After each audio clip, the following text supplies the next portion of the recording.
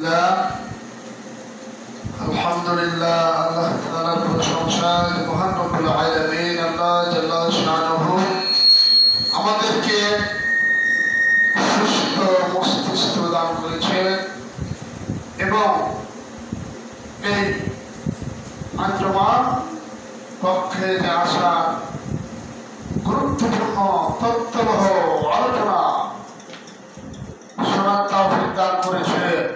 এটা অনুগ্রহকার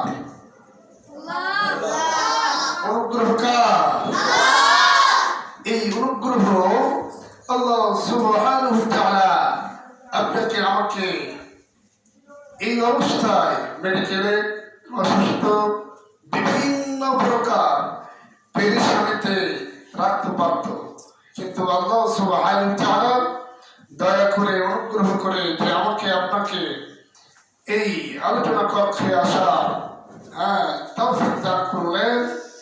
এজন্য আমরা আমাদের গভীর স্তর থেকে বলি আলহামদুলিল্লাহ। আপনি আমি এমন পরিস্থিতি আমাদের যে আমরা বেমালুম আল্লাহ সুবহানাহু ওয়া তাআলা আমাদের স্রষ্টা রিজিকদাতা মালিক খালিক আমরা তাকে ভুলে গেছি। আমরা তাকে কি করেছি? ভুলে গেছি। দুনিয়ার মহব্বত পড়ে আমরা কি করেছি? হুব্বুদ দুনিয়া রা'সু কুল্লি খাতিয়া। দুনিয়ার মহব্বত আমাদের সকলের গুনাহের মূল। সকল আমরা গুনাহ করি আমরা দুনিয়ার মহব্বতের কারণে, ঠিক না? দেখে যদি দুনিয়ার মহব্বত আপনি আমি ছাড়তে পারি তাহলে আপনি আমি গুনাহের কাজ কি করতে পারবো? কথা বলেন, করতে পারবো?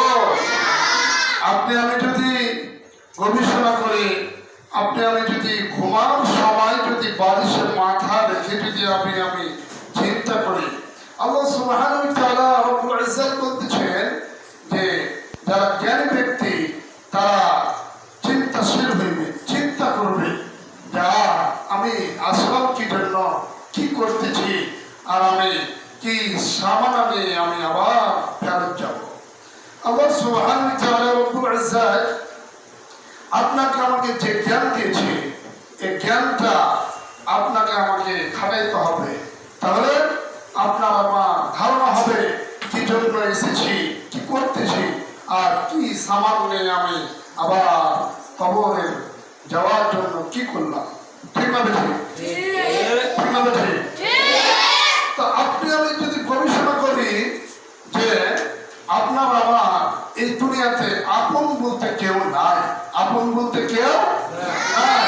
আপনি মনে করতেছেন আরে আমার পিতা মাতা সকলে আপন, আমার স্ত্রী পরিবার ছেলে মেয়ে সবগুলো আপন, আমার ধন সম্পত্তি সবগুলো আপন।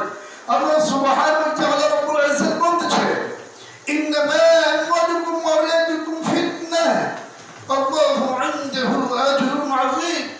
আল্লাহ সুবহানাহু ওয়া তাআলা বলতেছেন যে তোমাদের নিশ্চয় তোমাদের ছেলে মেয়ে সন্ততি সম্পদ টাকা পয়সা ধন দৌলত তোমাদের জন্য মুসিবত, ফিতনা। এগুলা আপনার আমার জন্য পেরেশানি, ফিতনা কিনা বলেন? আল্লাহু ইনদাহু আজরুন আযীম। আর যদি আপনি এগুলাকে ভালো কাজে ব্যবহার করি, ভালো কিছু করি, তাহলে এগুলা আপনার আমার জন্য মহান প্রতিদান আল্লাহ সুবহানাহু ওয়া তাআলার নিকটে আছে। ঠিক না বেঠিক? এজন্য চিন্তাশীল হইতে হবে, চিন্তা করতে হবে যে আল্লাহ সুবহানাহু ওয়া তাআলা ছাড়া আমাদের আর আপন বলতে কেউ নাই। সব স্বার্থপর, ছেলে মেয়ে আত্মীয় স্বজন সকলেই চায় আপনার কাছে যদি অভাব থাকে কেউ আপনার পাশে থাকবে না, আর আপনার নিকটে যদি ধন দৌলত টাকা পয়সা ক্ষমতা থাকে সকলেই আপনাকে আতুয়াত করবে, আত্মসম্মান করবে। আর এগুলো যদি আপনার কাছ থেকে ভুলে যায় সব আপনাকে প্রত্যাখ্যান করবে। ঠিক আছে? ঠিক। কিন্তু এটা আমার আপনার বুঝে আসবে না। সম্মানিত সুধী, আল্লাহ সুবহানাহু ওয়া তাআলা রব্বুল ইজ্জত ওই কথাটাই বলতেছে ইয়া আইয়ুহাল ইনসান মা গাররাকা বিরাব্বিকাল কারীম। সেদিন তোমার কি হয়েছিল?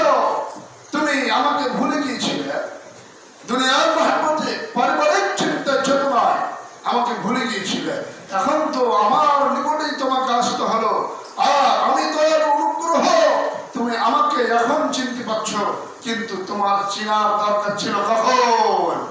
ওই দুনিয়াতে যখন তোমার কাছে ক্ষমতা ছিল, শক্তি ছিল, যৌবন ছিল, টাকা পয়সা, তোমার কাছে যখন সৌন্দর্য ছিল, তখন তোমার দরকার ছিল রবের নিকটে সিজদা করা। ঠিক না ঠিক?